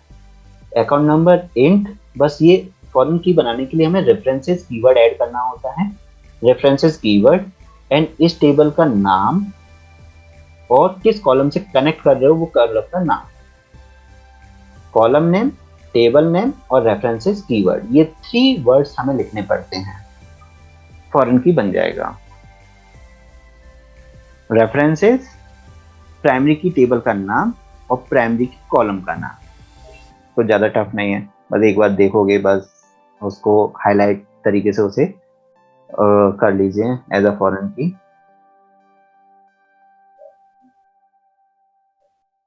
Drop table student DESC। अब देखो DESC में भी कंफ्यूजन है। DESC क्या कंफ्यूजन है? DESC ये स्पेलिंग सेम है। DESC for describe the table, DESC for descending order of the data. अगर DESC आप लगाते हो ऑर्डर बाय के अंदर तो वो डिसेंडिंग ऑर्डर हो जाएगा। अगर आप DESC लगाते हो टेबल नेम से पहले तो ये बन जाएगा describe the table। describe and descending दोनों की स्पेलिंग सेम है, मतलब पूरा लिखोगे तो डिफरेंट है, स्टार्टिंग के 4 लेटर्स लिखोगे तो सेम है, इसलिए कंफ्यूज नहीं होना है। DESC student describe the table of the structure, और टेबल ऑफ द स्ट्रक्चर में क्या क्या आएगा? आपका कॉलम का नाम आएगा, डेटा टाइप आएगा और प्राइम और कंस्ट्रेंट्स आ जाएंगी, कौन कौन से कंस्ट्रेंट्स आपने अप्लाई किए हैं। ओके, ये 3 थिंग्स आ जाती हैं। और डिसेंडिंग में तो आपको पता ही है कि वो ऑर्डर बाय को याद कर लेना। एक और चीज मैं आपको बता देता हूँ, एक चीज, क्रिएट पहला पॉइंट, दूसरा point insert, 3 select, 4 insert, 5 delete। Delete से रिलेटेड एक क्वेरी 1 मार्क का कंफर्म है आना, इंसर्ट से रिलेटेड कंफर्म है, सेलेक्ट से रिलेटेड तो मल्टीपल आंसर्स आना, मतलब सबसे ज्यादा जो मार्क्स आपको मिलेंगे और क्वेश्चंस मिलेंगे वो सेलेक्ट से, ये सबसे ज्यादा मेन इंपोर्टेंट है, वेरी इंपोर्टेंट। और इंसर्ट से रिलेटेड 1, अरे इंसर्ट 2 बार हो गया, यहाँ अपडेट होना चाहिए था, सॉरी, अपडेट मतलब ये ऐसा नहीं है कि अपडेट आ भी सकता नहीं भी आ सकता। आपने सोचा अपडेट को छोड़ देते हैं, हो सकता है ना आए, कंफर्म है 1 मार्क का। अगर आपने सोचा छोड़ देते हैं, वो 1 मार्क गया, मैं आज ही बता देता हूँ कि कल अपडेट का एक कमांड तो आएगा ही आएगा, दो या 3 वो डिपेंड करेगा, बट 1 कमांड 1 मार्क का, डिलीट कमांड 1 मार्क का, क्रिएट से रिलेटेड 1 मार्क, इंसर्ट से रिलेटेड 1 मार्क, 1 2 3 4, और सेलेक्ट का एक कमांड, वैसे तो मल्टीपल आएंगे, मैं एक कमांड, मतलब 5 मार्क्स तो आउट ऑफ 20 और आउट ऑफ 30, मतलब आईपी में 30 मार्क्स का है, इसमें 20 मार्क्स का है, तो 5 तो ये कंफर्म है। और जब रिपीट हो जाएगा, अगर आपने इंसर्ट कमांड को फॉलो किया और वो रिपीट हो गया, ये कंफर्म है। एक इसी में ऑर्डर बाय कंफर्म है 1 मार्क का, मैं मिनिमम से मिनिमम ले रहा हूँ, तो यहाँ पर 6 हो गया, 1 प्लस कर दिया। ग्रुप बाय कंफर्म है 1 मार्क, मैं मिनिमम से मिनिमम लेने की कोशिश कर रहा हूँ। और एग्रीगेट फंक्शन से रिलेटेड मैक्स मिन सम है ना, एग्रीगेट फंक्शन तो 1 मार्क। तो ऐसे हर एक टॉपिक से रिलेटेड वो 1 मार्क मिनिमम आप पकड़ के चलो, कोई भी टॉपिक को वो स्किप नहीं करने वाले। हाँ, उसी के अंदर मल्टीपल टॉपिक्स है, जैसे सेलेक्ट के अंदर बहुत सारे टॉपिक्स हैं, जैसे बिटवीन आ जाएगा, इन आ जाएगा, वेयर क्लॉज के अंदर काफी ऑपरेटर्स आ जाएंगे वेयर क्लॉज के अंदर। और एक और आपको याद रखना है, एक शॉर्ट ट्रिक बता रहा हूं यहाँ पर, सेलेक्ट, अपडेट एंड डिलीट, इन तीनों में वेयर यूज होता है। सेलेक्ट में तो वेयर के साथ ऑर्डर बाय भी यूज होता है, ग्रुप बाय यूज होता है, हैविंग यूज होता है। ऑर्डर बाय, हैविंग एंड ये other order by, having and group by वो अपडेट एंड डिलीट में यूज नहीं होते। बट ये जो वेयर क्लॉज है, वेयर क्लॉज के अंदर जो भी आप कंडीशन यूज करते हो, जो भी आपने सेलेक्ट में सीखा है, सबसे ज्यादा हमने सेलेक्ट में सीखा है where clause. All where clause आप यूज कर सकते हो अपडेट में और डिलीट में। जैसे मुझे वो सभी रिकॉर्ड डिलीट करने हैं जो ए से स्टार्ट हो रहे हैं, तो डिलीट क्लॉज आ जाएगा। और जो आप वेयर में अब उसी को एक फ्रेम कर सकते हो। क्वेश्चन आया, वो सभी रिकॉर्ड डिलीट करना है जो ए से स्टार्ट हो रहे हैं, आप उस क्वेश्चन को टर्न कर दो कि वो सभी रिकॉर्ड डिस्प्ले करने हैं जो ए से स्टार्ट हो रहे हैं, तो आपको वेयर का कंडीशन मिल जाएगा। वो वेयर का कंडीशन डिलीट ऑपरेट स्टेटमेंट में आप लगा दीजिए। ओके, तो पॉइंट ये है कि अगर आप वेयर सीखा है सेलेक्ट में, वही सेम वेयर क्लॉज आप लगा सकते हो अपडेट एंड डिलीट के लिए। बस आपको ये चेक करना पड़ेगा कि इसमें अपडेट होगा या डिलीट होगा या फिर सेलेक्ट होगा। ड्रॉप टेबल डिस्क्रिप्शन का भी आ गया। डिस्टिंक्ट एंड यूनिक में मैंने कल पूछ ही लिया था, डिस्टिंक्ट एंड यूनिक में डिफरेंस, तो आई थिंक ये क्लियर ही है। डिस्टिंक्ट केवल यूनिक वैल्यूज को डिस्प्ले करता है, और ये कंस्ट्रेंट है, यूनिक कंस्ट्रेंट है जो यूनिक वैल्यूज को ही अलाउ करेगा एंट्री के लिए, और डुप्लीकेट वैल्यूज को एंट्री ही नहीं ले देगा। यहाँ ऑलरेडी डेटा होगा और डिस्प्ले यूनिक होगा, वहां डेटा जाएगा ही नहीं, बस इतना डिफरेंस है। और ये सेलेक्ट कमांड में आएगा और वो ऑल्टर और क्रिएट कमांड में आता है यूनिक। ऐसे आप अपनी तरफ से विजुअल डिफरेंस दे सकते हो। ऑल्टर में आपको पता है ऐड एंड ड्रॉप हमेशा याद रहता है, मॉडिफाई और चेंज हम भूल जाते हैं। Modify data type and size change करता है, चेंज कॉलम नेम चेंज करता है। साथ में मैंने ये भी बताया था, चेंज से आपका डेटा टाइप और साइज भी चेंज हो जाता है। चेंज से मतलब सब कुछ चेंज हो सकता है, कॉलम का नाम भी चेंज हो जाता है, बट फिर भी हम मॉडिफाई यूज करते हैं क्योंकि चेंज के अंदर हमें 2 बार कॉलम का नाम लिखना पड़ता है, new column name, old column name. अगर आपको उसका नाम चेंज नहीं करना है, केवल डेटा टाइप चेंज करना है, साइज चेंज करना है, तो मॉडिफाई ही ज्यादा बेटर है, फिर चेंज यूज नहीं करना है। लेकिन आपको कॉलम का नाम भी चेंज करना है, साथ में डेटा टाइप भी चेंज करना है, तो चेंज आप यूज कर सकते हो। ओनली कॉलम नेम चेंज करना है तो भी चेंज यूज कर सकते हो। तो चेंज से दोनों काम हो जाते हैं, बट चेंज के केस में old column name, new column name देना कंपलसरी है। लेकिन अब यहीं पर मॉडिफाई में प्रॉब्लम आ जाती है। जैसे हमने लिखा ऑल्टर कमांड तो पूरा सेम रहेगा, फिर हम लिखते हैं मॉडिफाई, हमें एज का चेंज करना है। सपोज एज वेरकेर हो गया था और मुझे इंट में चेंज करना है, तो आपको न्यू लिखना है, ओल्ड नहीं लिखना। मतलब वेरकेर कॉमा इंट ऐसे नहीं लिखना है, या वेरकेर कॉमा या स्पेस इंट नहीं लिखना। ओल्ड कॉलम और ओल्ड डेटा टाइप नहीं आएगा, न्यू डेटा टाइप ही आएगा, अपने आप ही चेंज कर लेगा। ये याद रखना है। तो मैं थोड़ा सा क्विकली बता रहा हूँ, हो सकता है कि कुछ पॉइंट क्लियर नहीं हो, तो आप मुझे सीधा माइक ऑन करके पूछ सकते हो। ये मॉडिफाई का मीनिंग समझ में आ गया होगा आई थिंक। एंड क्योंकि बहुत ही स्लोली जैसे मैं क्लास लेता हूँ वैसे बताऊंगा, तो फिर सब कुछ हो नहीं पाएगा। इंसर्ट की दोनों पॉइंट आपको याद रखने हैं। यहाँ कॉलम नेम हम देकर यूज कर रहे हैं, यहाँ विदाउट कॉलम नेम करते हैं all values you need to specify, और कॉलम के साथ केवल जो कॉलम के नाम दिए हैं वही वैल्यू स्पेसिफाई करोगे तो उससे हो जाता है। एंड जैसे मैंने फुल कमांड जो आपके कंफ्यूजिंग वीडियोस वाले बनाए थे उसमें मैंने दिया ही है, ये यहाँ पर फुल कमांड है। Select AC from student, where condition, group by column name, having condition, order by column name, ASC या DSC. Okay, and order by field name means यहाँ पर अगर आपको मल्टीपल कॉलम का ऑर्डर नहीं, ये अलग है एक्चुअली, ये वैसे सिलेबस में नहीं, मैंने एक्स्ट्रा दिया हुआ है। जैसे आपको यहाँ पर ऑर्डर बाय जो लगाना है कुछ वैल्यूज में लगाना है। ओके, तो ऑर्डर बाय फील्ड ब्रैकेट के अंदर कॉलम नेम और उसकी कुछ वैल्यूज दे दोगे 10, 20, 30। रिमेनिंग वैल्यूज ऑर्डर बाय नहीं होंगी, केवल जो वैल्यूज आपने दिए वो ऑर्डर बाय होगा। बट ये आपके सिलेबस में नहीं है, ये पहले था, तो ये पहले के ही मैंने नोट्स को कॉपी किया हुआ है, पहले के बने हुए हैं, अभी नहीं बनाए हैं मैंने, तो इसलिए वो ये मैंने हटाया नहीं है एक्चुअली, इसे आप रिमूव कर सकते हो। Delete from student where condition. अब देखो वेयर कंडीशन जो भी आपने सेलेक्ट में सीखा है, क्योंकि वेयर कंडीशन अपने आप में बहुत कुछ लेकर आता है।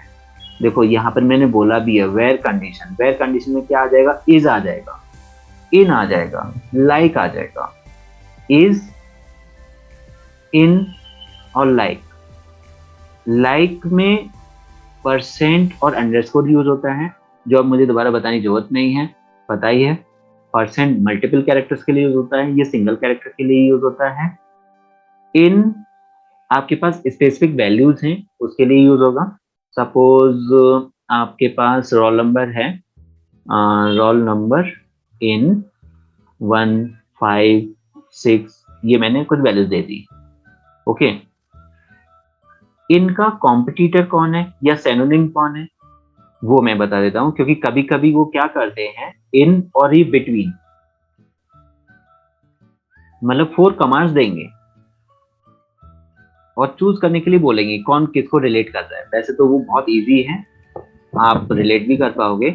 इसी को हम ऐसे भी कर सकते हैं, roll number is equal to 1 और roll number is equal to 5 और, मतलब इसका सिनोनिम कौन है, और ऑपरेटर के थ्रू भी आप कर सकते हो। जो काम आप इन से करते हो वो और से भी कर सकते हो, तो पेयर करना पड़ता है। एक कमांड सपोज और से दे रखा है, एक कमांड इन से दे रखा है, एक कमांड बिटवीन से दे रखा है और एक कमांड रेंज से दे रखा है, तो रेंज और बिटवीन का पेयरिंग बन जाएगा और इन और का पेयरिंग बन जाएगा। ऐसा कोड आ चुका है ऑलरेडी एग्जाम में, तो ये बहुत इजी है मतलब, लेकिन एक बार मैंने आपको बता दिया तो अब फाइंड आउट करने में इजी रहेगा। तो जो भी काम आप इनसे करते हो वही और से कर सकते हैं, लेकिन और से बहुत लेंथी सेंटेंस हो जाता है, इनसे ही बहुत इजी हो जाता है, इसलिए इनसे हम ज्यादा प्रेफर करते हैं। और बिटवीन का आपको पता ही है, बिटवीन में हम क्या करते हैं, बिटवीन जैसे रोल नंबर बिटवीन, ये मैंने बताया भी है, कंफ्यूजिंग पॉइंट मैंने बताया है अभी, वैसे अगर नहीं बताऊंगा तो भी चलेगा, बस बीच में एंड यूज करना है, तो इसको रहने देते हैं, ऑलरेडी है। इज आई थिंक नहीं है, या है भी, जो भी है, इज हमेशा नल के साथ आएगा और कहीं इज नहीं आएगा। गलती से भी कहीं पर भी इज मत लगाना, नल है तो इज है, नहीं तो नहीं है, या इज है तो नल है, तो इज नल या इज नॉट नल। इज का हमेशा याद रखो, इज नल के साथ ही आएगा और कहीं नहीं आएगा, ओके। वो भी कंडीशन के अंदर, वेयर कंडीशन के अंदर। फिर एंड और नॉट का मैंने बता ही दिया था, नॉट को कैसे यूज करते हैं, कंडीशन होगा पूरा और उससे पहले नॉट लगाना है, तो कंडीशन अपोजिट बन जाएगा। तो मतलब जो मैं कंफ्यूजिंग पॉइंट, मतलब जो मैंने वीडियो में बता दिया है वो मैं एक्सप्लेन नहीं कर रहा, जो मैंने वीडियो में नहीं बताया है उस पर मैं ध्यान दूंगा। ये जो ऑपरेटर आप देख रहे हो, एक ये वाला और एक है ये दोनों सेम है, दोनों का मतलब है नॉट इक्वल टू, ये भी नॉट इक्वल टू है और ये भी नॉट इक्वल टू है, तो कंफ्यूज नहीं होना है। अभी सपोज प्रॉब्लम क्या होगा कि फाइंड द आउटपुट वाला क्वेश्चन आ गया और उन्होंने ये वाला ऑपरेटर दे दिया, और अगर आपको नहीं पता ये ऑपरेटर क्या है तो आप आंसर कैसे करोगे, इसलिए आपको पता होना चाहिए it is called not equal to, दोनों ऑपरेटर क्या है, सेम है।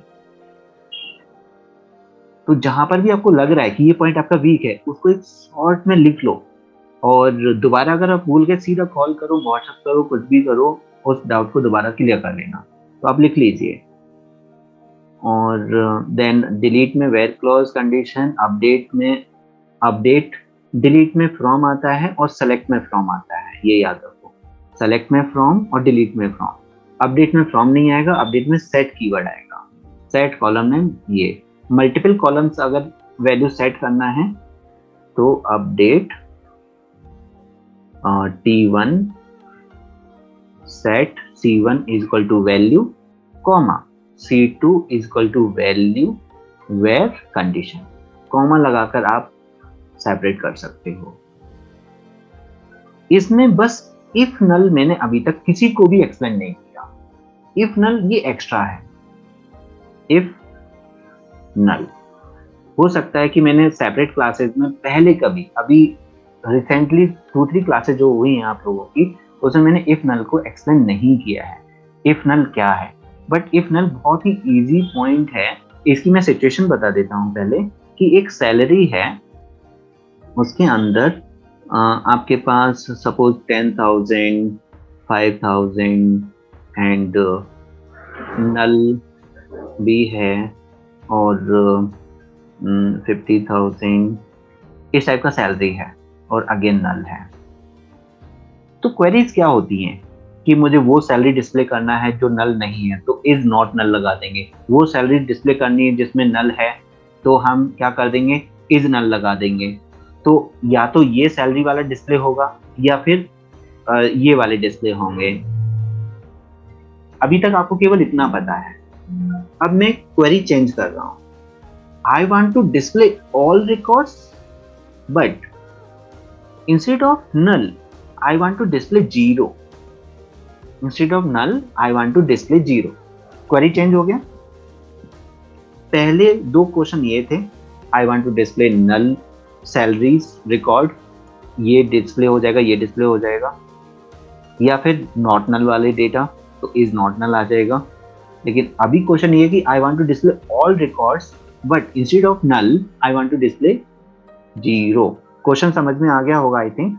तो इसे लिखने के लिए हमें क्या करना होगा, सेलेक्ट इफ नल।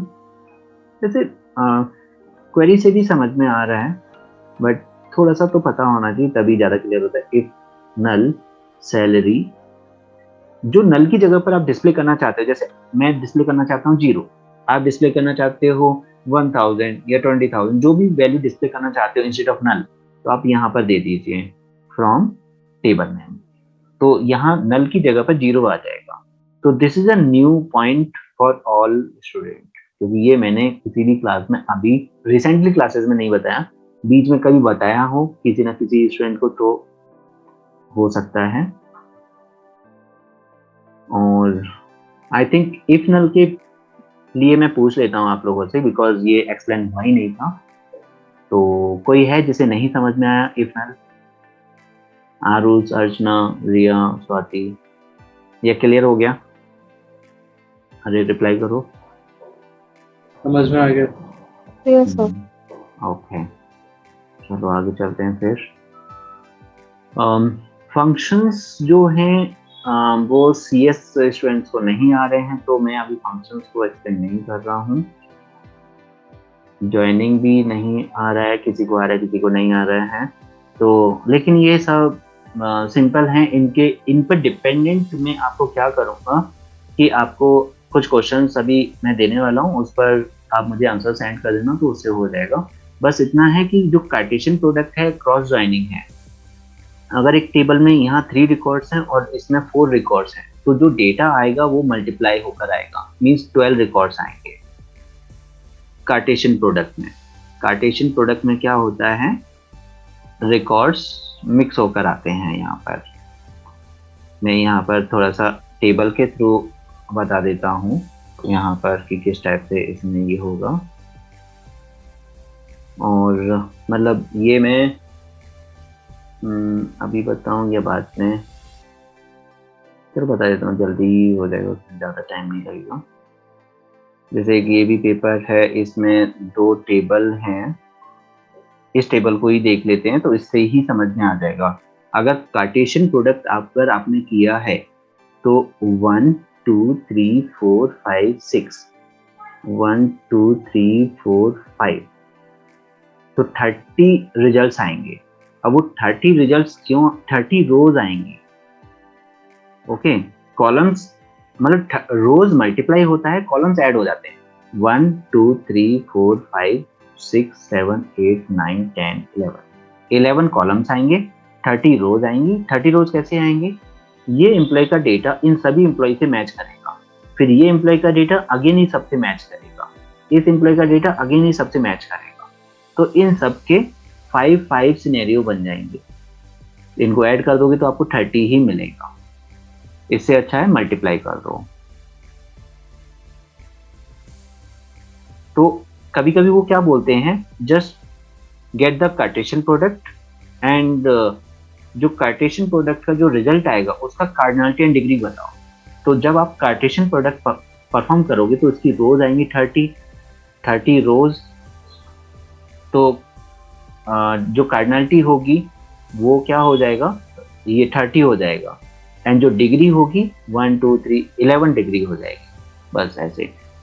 इक्विजॉइंट क्या होता है, 103 103 और कहीं 103 है नहीं, बस जो मैचिंग रिकॉर्ड्स है केवल उसका डेटा डिस्प्ले करेगा। 127 127 124 124 है, 125 125 128 128 है, 129 नहीं है, तो 129 का डेटा डिस्प्ले नहीं होगा। जो डेटा मैच नहीं होगा उसका डेटा डिस्प्ले नहीं होगा, जो डेटा मैच हो गया उसका डेटा डिस्प्ले हो जाएगा। ये है इक्विजॉइन और ये बाकी का केबल आपको कार्टेशियन प्रोडक्ट, इक्विजॉइन और नेचुरल जॉइन, बस ये inner join, left join, right join जो है वो नहीं है सिलेबस में। अर्चना आप जा सकते हो, मैंने रिकॉर्ड करके रखा है, अगर इम्पोर्टेंट होगा तो मैं आपको सेंड कर दूंगा। तो ये था एक्सपर्ट डिपेंडेंट एंड ये मैं मतलब अभी मैं कॉमन पॉइंट्स शेयर कर रहा हूँ जो आईपी एंड इसमें कॉमन है। यहाँ पर ये भी कॉमन है, अभी जो ज्वाइनिंग थी वो आईपी में नहीं है, केवल सीएस में है, बट ये जो अभी मैं एक्सप्लेन कर रहा हूँ ये दोनों में है। और उससे पहले और ज्वाइनिंग नहीं है, बाकी का ये कमांड आपको पता ही है।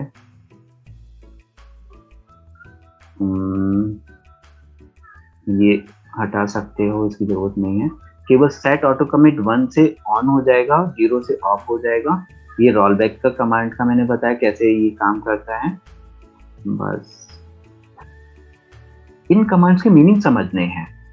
Update garment set date of sale is equal to curdate where date of sale is नल।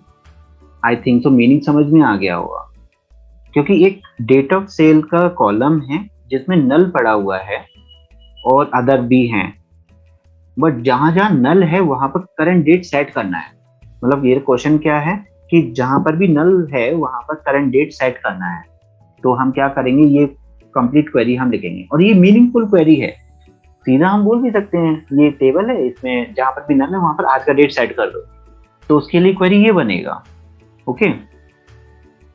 और compare having and order by clause, ये ऑर्डर बाय और हैविंग, वैसे तो इन दोनों में कोई रिलेशन नहीं है, बट स्टिल आपको पता होना चाहिए ऑर्डर बाय और हैविंग में क्या क्या होता है।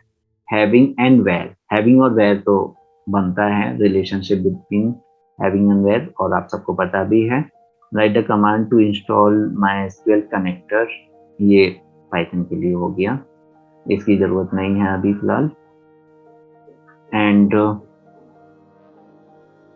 और हाँ, सीएस स्टूडेंट्स को कनेक्टिविटी का भी कोड थोड़ा सा देखना है, कनेक्टिविटी से रिलेटेड, मतलब ज्यादा नहीं, थोड़ा सा। फिर ये कोड है to increase the salary by 5% of all those employ who are working for more than 15 year. Okay, तो कॉलम नेम है हायर डेट। तो इसका क्वेरी ये आप एज अ नोट डाउन कर लीजिए, इसका क्वेरी आपको लिखकर सेंड करना है, अभी नहीं, after class. Use of null, insertion updation deletion वो हो जाता है। एंड इलियास नेम पता ही है, रेंज लिस्ट पैटर्न। अब देखो ये आप समझो, रेंज मतलब बिटवीन, लिस्ट मतलब इन, हो सकता है आपके दिमाग में ना आया हो। पैटर्न मतलब लाइक, पैटर्न के लिए लाइक, लिस्ट के लिए इन और रेंज के लिए बिटवीन, ये याद कर लीजिए। लॉजिकल ऑपरेटर एंड और not, comments has sign in MySQL।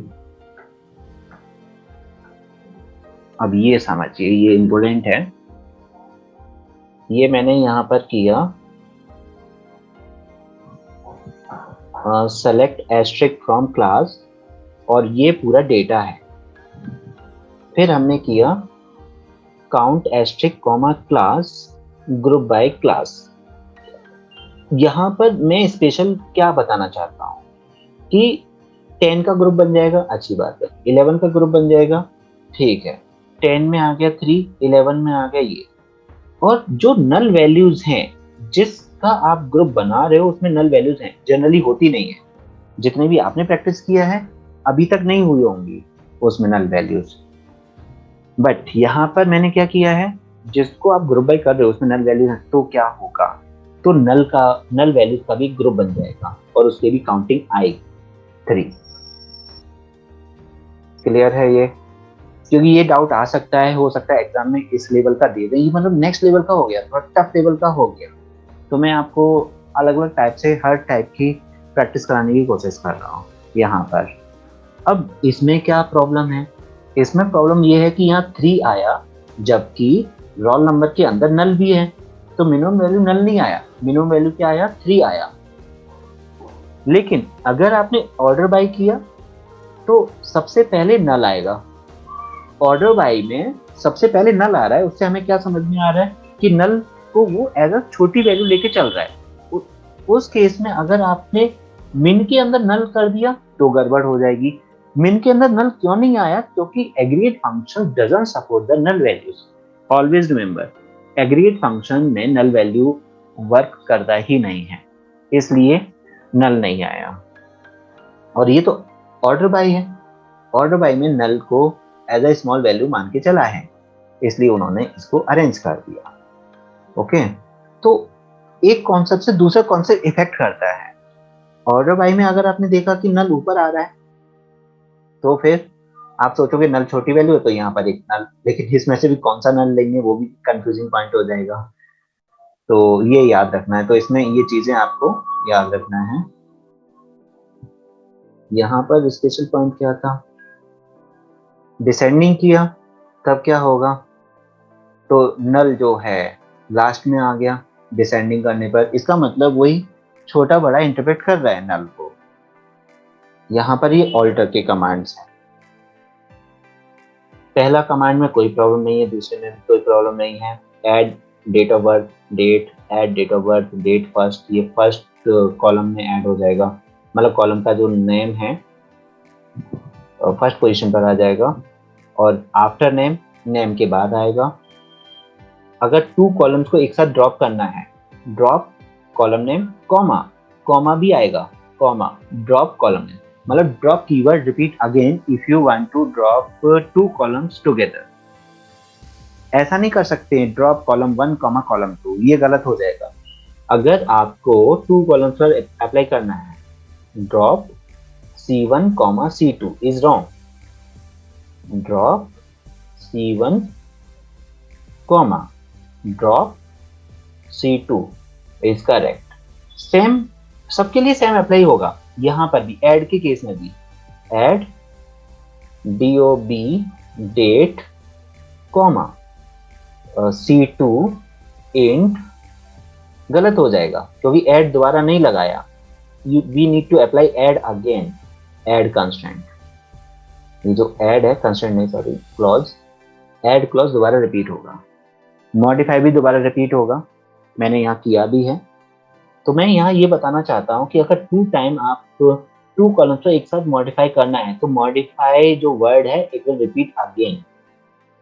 और चेंज कैसे काम करता है वो एक बार देख लीजिए, ये ओल्ड नेम है, ये लास्ट नेम है, मतलब न्यू नेम है। प्राइमरी की ऐड करना है तो ऐसे करते हैं, 2 कॉलम्स को करना है तो कॉमा एक और कॉलम दे दो। ड्रॉप करने के लिए प्राइमरी की का कॉलम नेम नहीं आता, ड्रॉप प्राइमरी की। अगर आपने किया ड्रॉप प्राइमरी की और कॉलम का नाम दे दिया अकाउंट नंबर, तो कॉलम का नाम नहीं देंगे जब हम ड्रॉप करते हैं। क्यों नहीं देंगे, क्योंकि फिर वो पहचानेगा कैसे कि कौन सा प्राइमरी की डिलीट करना है, प्राइमरी की तो एक ही होता है, पहचानने की जरूरत ही नहीं है, इसलिए कॉलम का नाम देने की जरूरत नहीं होती। जब भी आप प्राइमरी की ड्रॉप करोगे तो उसमें कॉलम का जो नाम है वो नहीं देना है। क्लियर है? ओके, तो ये चीज एंड ऐड प्राइमरी की नेम कॉमा तो साइज, मतलब ये दो अलग अलग कॉलम्स हैं। तो ये कौन सा प्राइमरी की हो गया? ये कंपोजिट प्राइमरी की हो, 2 कॉलम्स में हम एक प्राइमरी की ऐड कर रहे हैं, तो ये कंपोजिट प्राइमरी की हो गया। लेकिन अगर आप लोगों को नॉट नल ये करना है, ऐड करना है, तो मॉडिफाई यूज होगा। केवल प्राइमरी की के लिए ऐड वर्ड यूज करते हैं, otherwise we use modify always. Not null, null, जैसे आपने एक कंस्टेंट ऐड कर दिया नॉट नल, लेकिन अगेन मुझे उसको नॉर्मल बनाना है, तो हमें ऐड करना पड़ेगा नल। नल कोई कंस्टेंट नहीं होता, एक वैल्यू होती है, बट अगर मुझे दोबारा उसे नॉर्मल बनाना है तो नल ऐड करना पड़ेगा फिर उसमें, तब वो नॉर्मल हट जाएगा। ये है, मतलब एक ये हो जाए ना, how can we remove the not null constant, तो add the null constant, simple. By default null ही होता है, बट गलती से हमने नॉट नल ऐड कर दिया, वो हटाना है तो नल ऐड कर दो। फॉरेन की ये याद रखने की जरूरत नहीं है, मुझके लिए आएगा, मतलब आता ही नहीं है, बट अगर आता है तो ड्रॉप फॉरेन की, और फॉरेन का जो नाम दिया है वो लिख दो जो क्वेश्चन में मेंशन होगा। फिर यहाँ पर कैसे बनाना है कंपोजिट प्राइमरी की, ऐड 1 प्राइमरी की इन 2 कॉलम्स। तो मैंने यहाँ पर देखो, अगर वहां से नहीं समझ में आया हो, जल्दी जल्दी मैंने किया था, तो यहाँ पर स्पेशली स्लोली स्लोली लिखा भी है, उसे भी क्लियर हो जाएगा।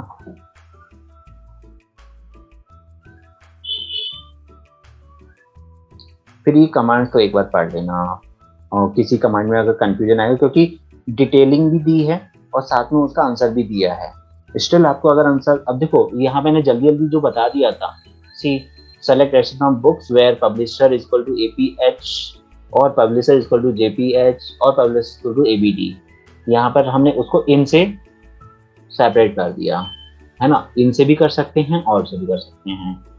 बिटवीन ये रेंज है और ये बिटवीन क्लॉज है, both are same. Okay, between greater than equal, sorry, price greater than equal to 250 and price less than equal to 50, and यहाँ पर प्राइस बिटवीन 250 एंड 500 वही सेम है। और यहाँ पर हमने रेंज लगाया है, यहाँ पर वेयर पब्लिशर फॉर EPH, और यहाँ पर लाइक परसेंट हिस्ट्री परसेंट, मतलब हिस्ट्री कहीं पर ही बीच में आएगा, वो आ जाएगा। Is not null, return date is null, order by title, बस एक बार पढ़ लेना है। यहाँ पर ऑल वैल्यूज काउंट हो जाएंगी, यहाँ पर नल वैल्यू काउंट नहीं होंगी, यहाँ पर डुप्लीकेट वैल्यूज काउंट नहीं होंगी, और ना ही नल वैल्यू काउंट होंगी। यहाँ पर ग्रुप बाय टाइप हो जाएगा, और ये हैविंग के अंदर सम क्वांटिटी पर कंडीशन लगाया है हमने, यहाँ ये नॉट इक्वल टू 6 है। फिर ये केबल लेआउट, अब देखो केबल लेआउट में काफी लोगों को प्रॉब्लम है, तो अब मैं आराम से बता देता हूँ आप केबल लेआउट अगेन एक बार दोबारा, कि केबल लेआउट को हमें कैसे एस्टेब्लिश करना है। तो सीधा डायग्राम पर आना है और इसके सबसे कम वाले पॉइंट्स को फॉलो करना है। सबसे पहले इसमें सबसे छोटा कौन सा है? 25 है, CD, तो C और D को ले लिया, 25 ले लिया। फिर 50 आया, A और B, ये आपको पेंसिल वर्क करना है। फिर लिया 90, AC, तो ये बन गया B, A, C और D। BA हो गया 50, AC हो गया 90 और ये हो गया 25। तो कितना हो गया टोटल? 165। अब इसके अलावा और कुछ भी आप मैच कर लीजिए, हमेशा ज्यादा ही जाएगा। अगर आपने सपोज ये कनेक्शन हटाकर ये कनेक्शन ले लिया, बाकी का डेटा सेम है, ये भी एक बस टोपोलॉजी बनेगा, लेकिन B और D कौन है? BD 125, तो इसमें कितना ज्यादा ऐड हो जाएगा? 35 ज्यादा हो जाएगा, 165 प्लस 35 और कर दो, तो मतलब ज्यादा जा रहा है, इसका मतलब ये कनेक्शन फेल हो गया हमारा। ओके, और ये हटाकर आपने ये दोनों ले लिए तब भी ज़्यादा जाएगा। मतलब इसके अलावा और कोई भी लोगे आपका कनेक्शन ज़्यादा ही जाने वाला है। अब इसी में एडिशनली एक क्वेश्चन और आ जाता है कि we need a centre hub. तो सेंटर हब के लिए आपको डिस्टेंस चेक करना है। पहले ए को सेंटर बनाना है। ओके, नॉर्मली ये है कि जिसमें सबसे ज़्यादा कंप्यूटर है अगर उसको सेंटर बना दिया, जैसे इससे इसको सेंटर बना दिया, यहाँ पर कितना हुआ C2B, C2B है भी या नहीं, हाँ C2B है 150 और C2A है 90 जो अभी हमने देखा था, और C2D है आपका कितना, C2D 25। तो जब हमने C को लिया तो हमारे पास जो रिजल्ट आया वो आया है 265। C के लिए 265 आया। देख लो, गलत भी हो सकता है एडिशन मेरा।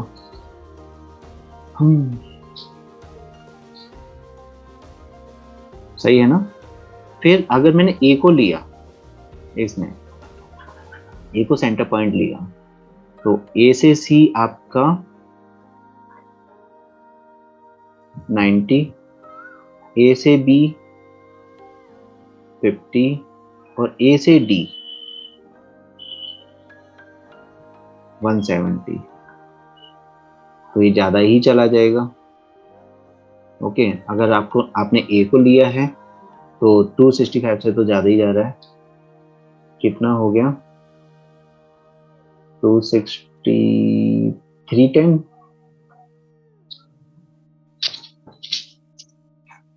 राइट।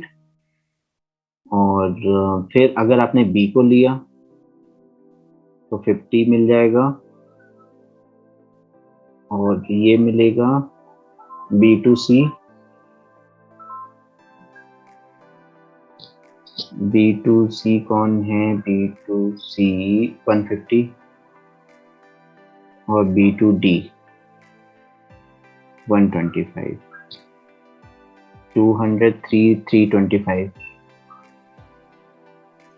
फिर बचा एक D वाला, D से B 125, D से ये 25 और ये 170 आया था आई थिंक। D2A कहाँ गया D2A, हाँ 170 था। तो 170 25 125, तो 125 150 320, तो सबसे कम ये है। और इसमें एक अच्छी बात ये है कि C में नंबर ऑफ कंप्यूटर्स भी ज़्यादा है, मतलब दोनों चीज़ें हो गई, जिसमें नंबर ऑफ कंप्यूटर भी ज़्यादा है और इसी को हमने सेंटर भी बना दिया। आप देखो सबसे ज़्यादा कंप्यूटर जिसमें हो उसी को ही सेंटर बना के सबसे पहले चलो, लेकिन स्टिल अगर उन्होंने कुछ ऐसा मेंशन नहीं किया है तो सबसे कम केबल लेंथ जो निकल रहा है वही आपका स्टार टोपोलॉजी होगा। स्टार टोपोलॉजी ज़्यादा से ज़्यादा आपको स्किप ही करना है, स्टार टोपोलॉजी का आंसर नहीं आता है, बस टोपोलॉजी ही आता है ज़्यादा। मोस्ट सुटेबल प्लेस आप सबको पता है, रिपीटर 100 मीटर से ज़्यादा जाएगा तो रिपीटर लगाएंगे, 100 किलोमीटर से लेसर रहेगा तो हब एंड स्विच आएगा। स्विच जो होगा बिल्डिंग A से B को कनेक्ट करना है, we use switch between them, और बिल्डिंग A के अंदर जो कंप्यूटर्स होंगे उनमें हब लगाएंगे। मतलब यहाँ पर आप ऐसे हब लिख सकते हो और इधर इस बिल्डिंग में भी हब लिख सकते हो और बीच में स्विच आएगा जब आप वो केबलिंग करोगे। एंड नेटवर्क टाइप यहाँ पर होगा LAN, most suitable wired media for efficient connecting each computer installed in every building। अब देखो मैंने यहाँ केबल देना भूल गया हूँ, यहाँ ईथरनेट एक केबल थी, ईथरनेट था, फाइबर ऑप्टिक था और टेलीफोन था, तो ईथरनेट केबल आ जाएगा। Economical technology to provide the internet accessibility for all wings, internet dial up connection आ जाएगा यहाँ पर। और high speed connectivity optical fibre है। एक ये क्वेश्चन बहुत इंपॉर्टेंट है, which hardware device will you suggest to be procured by the company to be installed to protect and control the internet. हमें इंटरनेट को प्रोटेक्ट करना है, कंट्रोल करना है, उसके लिए फायरवॉल हम डिवाइस यूज करते हैं। क्या यूज करते हैं? फायरवॉल। तो फायरवॉल आपको याद रखना है, ये प्रोटेक्शन के लिए यूज होती है। ये क्वेश्चंस आए हुए हैं सभी अलग अलग ईयर में, अलग अलग आते हैं। और यहाँ फेस टू फेस कम्युनिकेशन के लिए वीडियो कॉन्फ्रेंसिंग आ जाएगा, फास्टेस्ट वायर्ड आ गया, ऑप्टिकल फाइबर और माइक्रोवेव आ जाएगा उसके लिए, वायरलेस के लिए। तो इसी टाइप के जनरली आपको क्वेश्चन देखने को मिलेंगे। फिर यहाँ पे फुल फॉर्म्स हैं, ये चीज हो गया। और बाकी के कुछ इम्पोर्टेंट क्वेश्चंस हैं जो कि मैंने बताया था कि आप चैप्टर के पीछे, जो आपके नेटवर्किंग चैप्टर के पीछे, कंप्यूटर नेटवर्क चैप्टर के पीछे जो भी आपके बोर्ड ईयर में आए हुए क्वेश्चन हैं उनको फर्स्ट प्रायोरिटी दो। उन्हीं क्वेश्चन को आप याद कीजिए जो भी बोर्ड ईयर में आए हुए क्वेश्चन हैं। अब एक्स्ट्रा याद करने से कोई फायदा नहीं है, जितना हो गया बस। जो भी बोर्ड ईयर के क्वेश्चन हैं वो थ्योरी पर ध्यान दो, और माई एसक्यूएल की कमांड्स पर ज्यादा से ज्यादा ध्यान देना है। और एसक्यूएल उसमें सीएस स्टूडेंट्स के लिए ये रहेगा, पुश एंड पॉप का वो प्रोग्राम का एक स्ट्रक्चर याद कर लो, वो काफी रहेगा। और थ्योरी याद करना है 2 मार्क्स के। अब डाउट सेशन रख लेते हैं, मतलब। और रिया, आपने जो पेपर मुझे सेंड किया उसको मैं पहले चेक कर लूंगा, जहां जहां एरर होगा वो मैं आपको रिप्लाई कर दूंगा, या एक 15-20 मिनट के लिए हम क्लास कनेक्ट कर लेंगे, उसमें मैं और बता दूंगा आपको जो भी मतलब रहेंगे एरर्स वगैरह। ओके। और जितना मुझे बताना था मैंने अपनी तरफ से बता दिया, और 4-5 डेज से बताते ही आ रहा हूँ। बाकी का ये है कि आपको पता होगा आपने कितना प्रैक्टिस कर लिया है। और सबको बेस्ट ऑफ लक। एंड और आप मुझे बताइए कि कौन सा पॉइंट है जो आपको क्लियर नहीं हुआ और आपको दोबारा पूछना है, या फिर प्रैक्टिस करना है। प्रैक्टिस मतलब सेल्फ प्रैक्टिस। अभी बीच बीच में आप मुझे डाउट पूछ सकते हो। बताओ क्या करें? अभी माइक ऑन कर सकते हो, मुझे बोल सकते हो।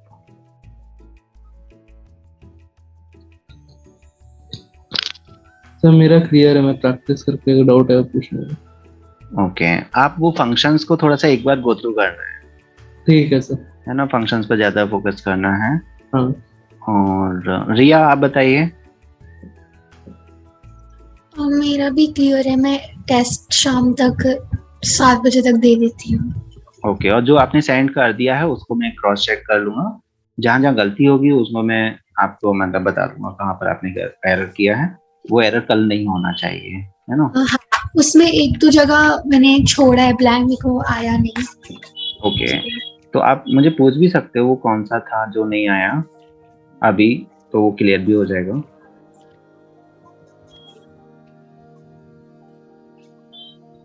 टेस्ट कौन सा था और कौन सा वाला टेस्ट है वो भी मैटर करेगा।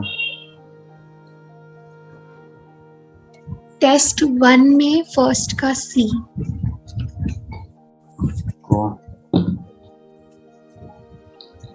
अब ऐसे मैंने नंबरिंग नहीं की है एक्चुअली।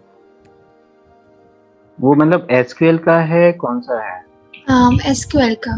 मैं स्क्रीन शेयर करूँ? हाँ चलेगा, मैं इधर से ऑन करता हूँ।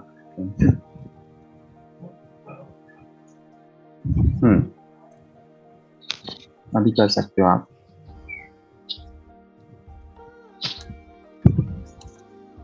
ये वाला सी।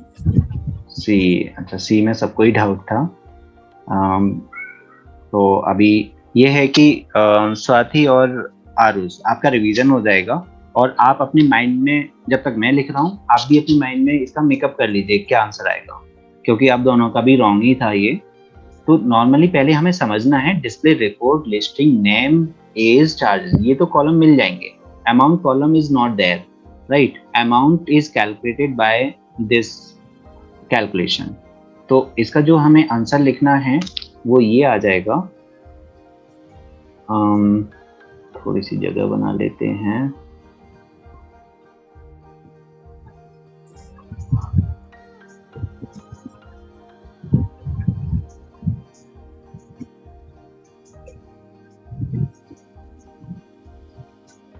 सेलेक्ट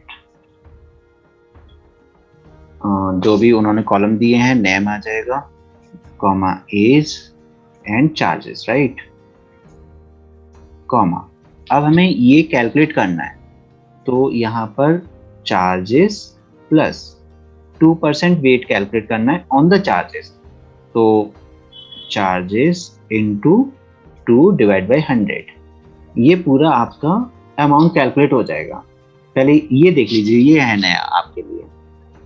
और फिर उन्होंने ये भी बोला है name column as total charge. अब देखो यहाँ कंफ्यूज कर दिया है, यहाँ उन्होंने अमाउंट बोला है और यहाँ पर कॉलम का नाम चेंज कर दिया, मतलब कौन सा कॉलम का नाम ले, तो टोटल चार्जेस ले सकते हो आप, एज एलियास नेम बना सकते हैं हम, total charges from table name. Table का नाम क्या था, पेशेंट या हॉस्पिटल, जो भी है टेबल नेम हो जाएगा, हॉस्पिटल है। याद रखना टेबल के नाम गलत तो नहीं होने चाहिए, बस आपने देखो नॉर्मल आपको लगा ये टेबल होगा, स्पेशली देखो कि क्या टेबल नेम है। ओके, तो ये था, क्या ये समझ में आया? यहाँ सिंगल कोट देना जरूरी है एलियास नेम, क्योंकि यहाँ बीच में गैप है। वैसे भी सभी जितने भी आप एलियास नेम बनाओगे सिंगल कोट के अंदर सबसे बेस्ट है। एज कीवर्ड ही ऑप्शनल है, मैं अभी दोबारा बता देता हूँ आप सबको। कभी कभी एज कीवर्ड मिलता है और कभी कभी नहीं मिलेगा, तो बीच में अगर गैप है और एज कीवर्ड नहीं है तब भी वो एलियास नेम माना जाएगा। एज कीवर्ड ऑप्शनल होता है, यहाँ पर अगर मैं एज कीवर्ड नहीं भी लगाऊंगा तो भी ये सही माना जाएगा। अब ये मैं इसलिए बता रहा हूँ क्योंकि वो स्टेटमेंट लिख कर देते हैं और हमें आउटपुट पूछा जाता है और उस टाइम पर एज कीवर्ड नहीं है, कुछ ऐसा लिखा हुआ है, तो आप कंफ्यूज हो जाओगे ये क्या है। उस टाइम के लिए आपको पता होना चाहिए, और जब आपको लिखना है you need to use as keyword always. जब आपको लिखना है आप गैप मत दो, आप एज कीवर्ड यूज करो। ओके, ये चीज है। क्लियर हुआ ये? हाँ। ओके, फिर इसमें एच वाले में भी डाउट था। एच वाला, हाँ ये भी मतलब नॉर्मली गलत हुआ था। तो यहाँ वेयर कंडीशन में आपको ईयर फंक्शन लगाना है, और जो भी आपका डेट का मतलब कॉलम का नाम है, डेट ऑफ ईयर जो भी है XYZ, कॉलम का नाम इज इक्वल टू 1998 आ जाएगा। यहाँ सिंगल कोड नहीं आएगा, जब कंप्लीट डेट लिखेंगे तभी सिंगल कोड आएगा, अदरवाइज सिंगल कोड नहीं आएगा।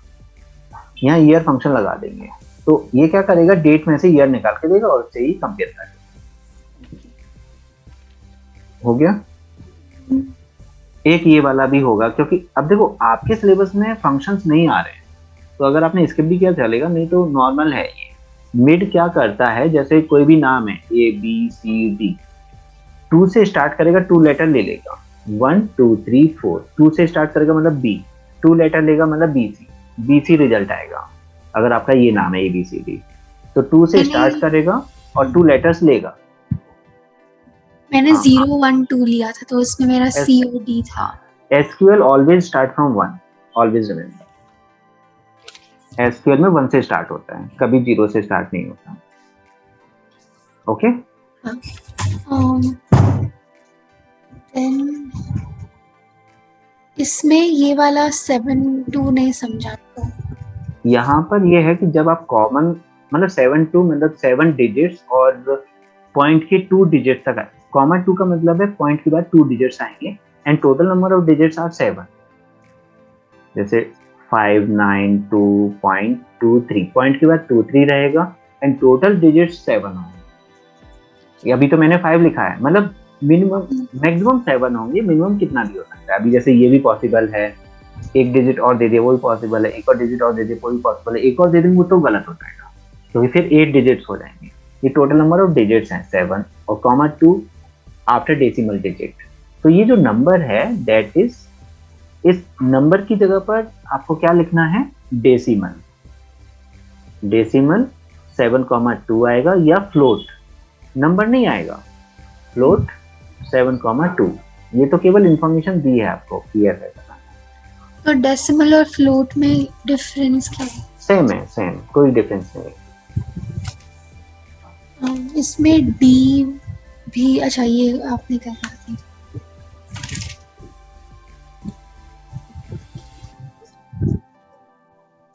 इसमें थर्ड वाला डाउट था। हाँ, थर्ड वाला थोड़ा क्लियर नहीं है एक्चुअली। यहाँ पर बस आप ऑर्डर बाय स्ट्रीम कर दोगे, बस उतना चलेगा। मतलब वो क्या, और हाँ, इसको मैंने दूसरे एंगल से देखा। अभी मैं दोबारा समझा देता हूँ आप सबको। एक्चुअली हम एक सिंगल एंगल से देख रहे थे इस क्वेश्चन को। इसमें पॉइंट क्या है, हम क्या सोच रहे थे कि इस टाइप से अरेंज करना है, मेडिकल के बाद कॉमर्स आएगा, कॉमर्स के बाद ह्यूमैनिटीज आएगा, फिर ये आएगा। ऐसा नहीं है। वो क्या बोल रहे हैं, these are the all values, these values you have in the column. आपको इसको अरेंज करना है, ऑर्डर बाय स्ट्रीम। तो ये अरेंज होकर आ जाएगा। सबसे पहले ह्यूमैनिटीज का आ जाएगा, फिर मेडिकल, नॉन मेडिकल, मतलब सॉरी कॉमर्स आएगा सबसे पहले, सी से स्टार्ट हो रहा है। मतलब जो भी रहेगा असेंडिंग ऑर्डर में एबीसीडी के बेसिस पर वो आ जाएगा। तो आपको ऑर्डर बाय डी एएससी करना है। ओके। अगर मैं इसे दूसरे एंगल से देखता हूँ तो ये कुछ वैल्यू दे रखी है, बस उनको अरेंज करना है। अगर उन्होंने असेंडिंग डिसेंडिंग नहीं दिया है तो बाय डिफॉल्ट असेंडिंग करना है, ऑर्डर बाय लगाना है।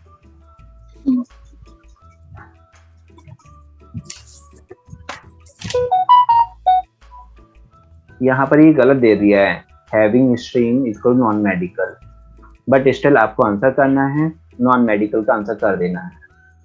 तो इसमें आंसर 3 होगा ना, काउंट स्ट्रीम में? यस।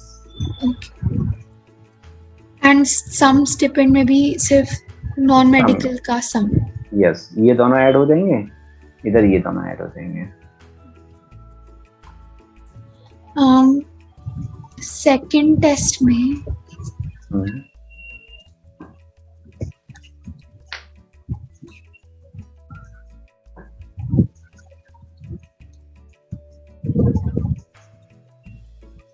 फिफ्थ वाले में आपने ईथरनेट बोला, बट उसमें वो कैसे?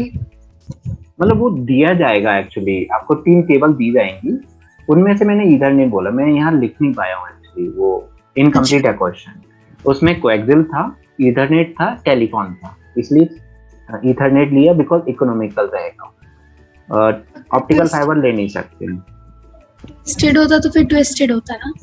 हाँ, ट्विस्ट नहीं, वो मतलब ये भी है ना, मीडियम ऑफ इफिशिएंटी क्या दिया है, हाँ, मोस्ट सुटेबल वाइड। मतलब वहां पर अगर वो कॉस्ट के साथ कॉम्प्रोमाइज करना चाहते हैं टोटली, मतलब लेस से लेस कम्युनिकेशन उन्हें करना है, तो ट्विस्टेड आएगा। नॉर्मली कोएक्सियल आता है, ट्विस्टेड कभी आता नहीं है, क्योंकि ज्यादातर रिक्वायरमेंट क्या आती है, इकोनॉमिकल होना चाहिए, हाई स्पीड होना चाहिए, या ओनली इकोनॉमिकल होना चाहिए, हाई स्पीड से कोई लेना देना नहीं है, और बिल्कुल वेरी लेस प्राइस होना चाहिए, है ना, तो ही आपको ट्विस्टेड पे आता है।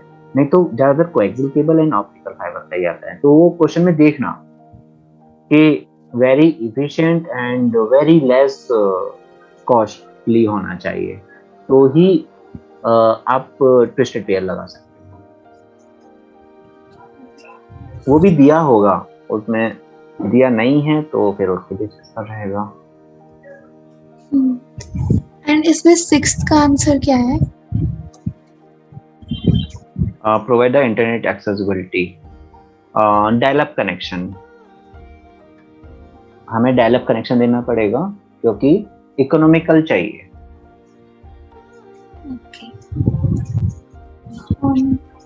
Repeater after every 100 meters or hub in every block, switch between every block.